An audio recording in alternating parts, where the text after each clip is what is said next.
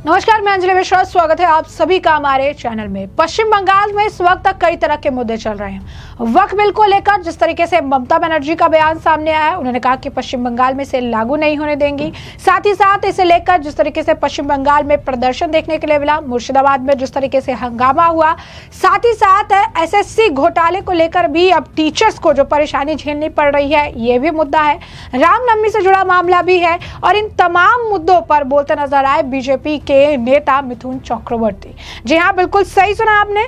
उनसे जब सवाल पूछे गए तो उन्होंने एक एक करके सभी सवालों के जवाब दिए, चाहे वो वक्फ कानून से जुड़ा हो, एसएससी से जुड़ा मामला हो, या फिर जिस तरीके से ममता बनर्जी ने बयान दिए हैं ये हो। इन सभी मामले पर इन्होंने जो है मीडिया के सामने बातचीत की। सबसे पहले तो उन्होंने ये कहा कि 9% से ज्यादा हिंदू है जो कि आज के वक्त में वोट ही नहीं डालते हैं। अगर वो 9% हिंदू भी वोट डालने लग गए और सभी एक हिंदू इकट्ठा होकर वोट डालने लगे तो बीजेपी को आने से कोई नहीं रोक सकता। उन्होंने ये भी कहा कि अगर सोनार बांग्ला चाहिए तो बीजेपी को लाना बहुत ज्यादा जरूरी है। आप बीजेपी को लाएंगे तभी आपका सोनार बांग्ला का जो ये पूरा सपना है ये पूरा हो पाएगा।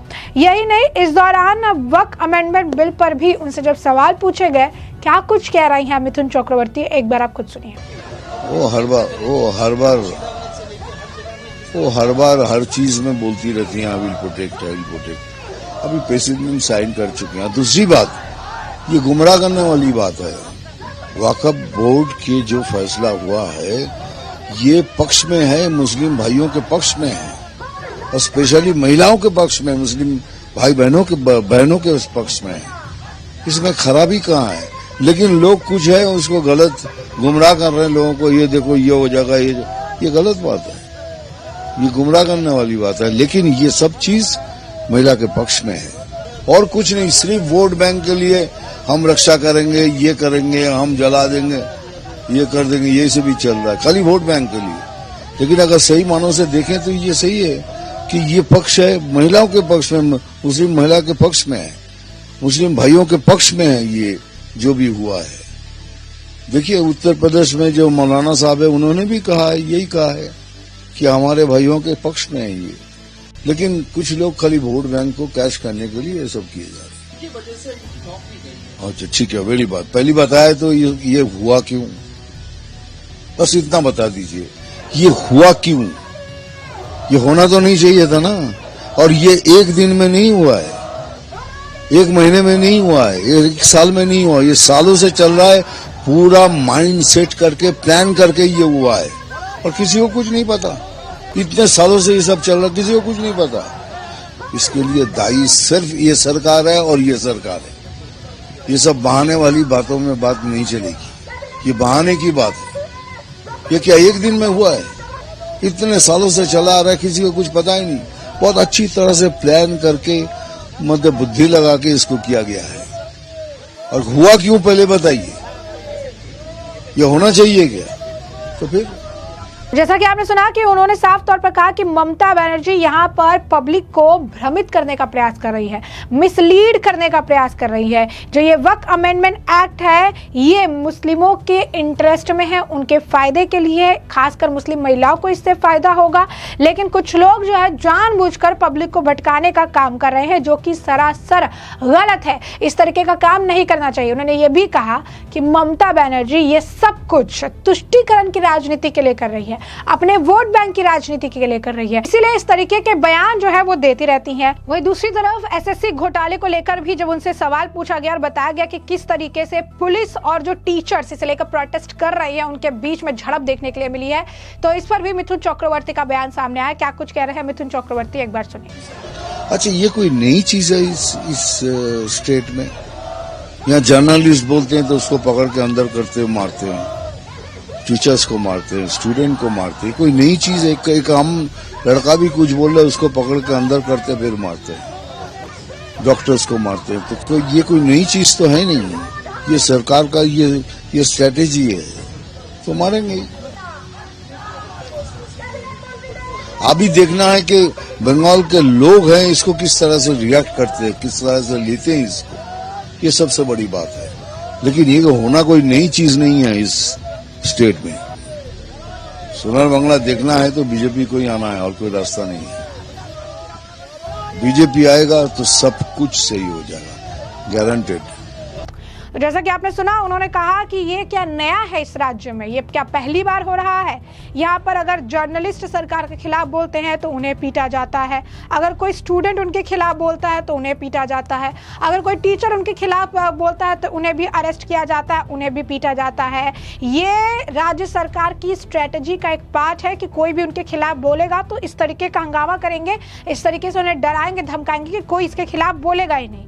आप देखिए कि किस तरीके से अब ये देखना है कि आम जनता सरकार के इस रवैये के ऊपर रिएक्ट करती है। अगर बीजेपी पावर में आती है, बीजेपी सत्ता में आती है तो सब कुछ यहाँ ठीक हो जाएगा। और इसके लिए बहुत जरूरी है बीजेपी का सत्ता में आना, और बीजेपी को सत्ता में आने से ही सोनार बांग्ला का जो सपना है आम जनता का, सोनार बांग्ला का जो आप कह सकते हैं कि जो जनता चाह रही है, वो बीजेपी के सत्ता में आने के साथ ही हो पाएगा। वहीं आपको बता दें कि रामनवमी को लेकर भी चीजें उनसे पूछी गई थी। उन्होंने ये भी कहा कि जिस तरीके का सेलिब्रेशन देखने को मिला उस पर आप क्या कहेंगे।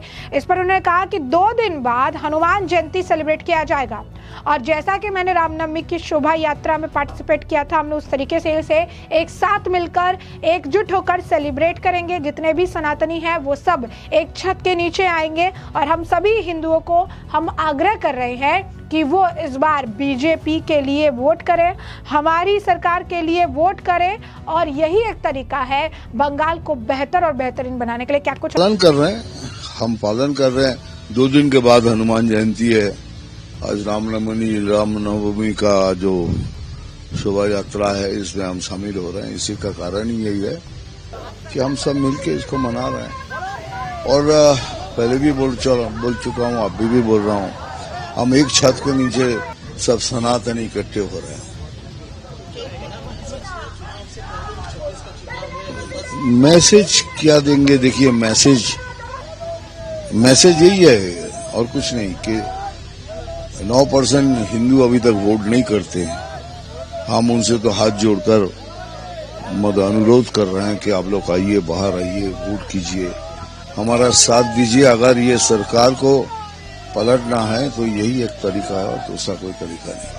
ऐसे में हमने आपको जो ये पूरा मामला है बड़े विस्तार से बताया कि ये पूरा मामला क्या है, किस तरीके से बीजेपी के जो नेता है मिथुन चक्रवर्ती, उन्होंने इस वक्त बंगाल में चल रहे तमाम सिचुएशन के बारे में चर्चा की।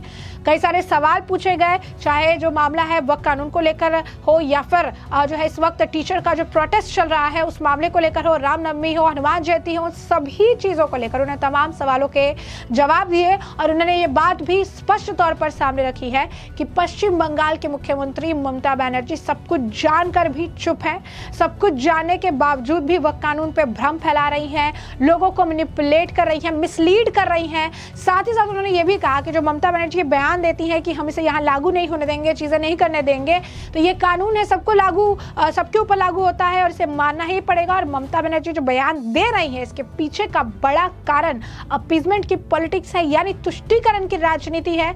वो वोट बैंक की राजनीति के वजह से इस तरीके के बयान देती हैं, जानबूझकर इस तरीके के बयान देती हैं ताकि उनका वोट बैंक सुरक्षित रहे। लेकिन आने वाले समय में जनता इसका जवाब देगी, बीजेपी आएगी और सोनार बांग्ला का सपना बंगाल की जनता का पूरा होगा। तो ऐसे में हमने आपको जो पूरा मामला विस्तार से बता दिया, मिथुन चक्रवर्ती का बयान भी आपने सुना है, और इस मामले पर अब आपकी जो राय हो कमेंट सेक्शन में कमेंट करके जरूर से जरूर साझा करिएगा। धन्यवाद।